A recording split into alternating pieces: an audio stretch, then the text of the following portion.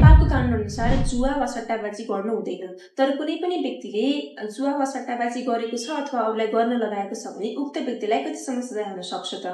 मुलुकी अपराध संहिता 2074 को दफा 125 अनुसार कुनै पनि व्यक्तिले जुवा वा सट्टाबाजी गरेको छ पहिलो पटक भने उक्त व्यक्तिलाई 3 महिना कैद वा 30,000 रुपैयाँसम्म जरिवाना हुने व्यवस्था उल्लेख गरेको छ। त्यसैगरी दोस्रो पटक कुनै पनि व्यक्तिले जुवा वा सट्टाबाजी गरेको छ अथवा अरूलाई गर्न लगाएको छ भने उक्त व्यक्तिलाई 1 वर्षसम्म कैद र 50,000 रुपैयाँसम्म जरिवाना हुने व्यवस्था उल्लेख गरेको छ।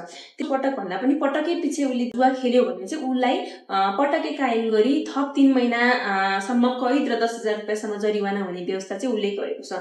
यो भिडियो मैले ती व्यक्तिहरूलाई बनाएको छु जसले चाहिँ जुवा खेलाउन चाहिँ सडकका पेटीहरूमा प्याम्पलेट टास्नु भएको छ र यो भिडियो चाहिँ मैले नेपाल सरकारलाई पनि ध्यान आकर्षण गर्न लागि बनाएको हो। किन भन्दाखेरि नेपालमा चाहिँ अहिले सट्टाबाजी अनलाइन मार्फत गेमको मार्फत या भनौँ कुनै पनि माध्यमबाट चाहिँ एकदम व्यापकमा भइरहेको छ र हाम्रा या भनौँ चेत नपुगेका नेपालीहरूले चाहिँ आफ्नो घरबारै डुबाएर चाहिँ धेरै पैसा कमाउने लोभमा चाहिँ आफ्नो पैसाहरू फसाइरहनु भएको छ। त्यसैले प्लिज यो भिडियो चाहिँ ती व्यक्तिहरूसम्म पुर्याउनु होला जसले सट्टाबाजी गर्न प्रेरित गर्नु भएको छ र चाहिँ आफूले पनि गर्नु भएको छ। त्यसैले यो कार्य चाहिँ अपराधिक कार्य हो, त्यसैले यसमा संलग्न आफू पनि नहौँ र अरूलाई पनि हुन नदिउँ। हस्त धन्यवाद।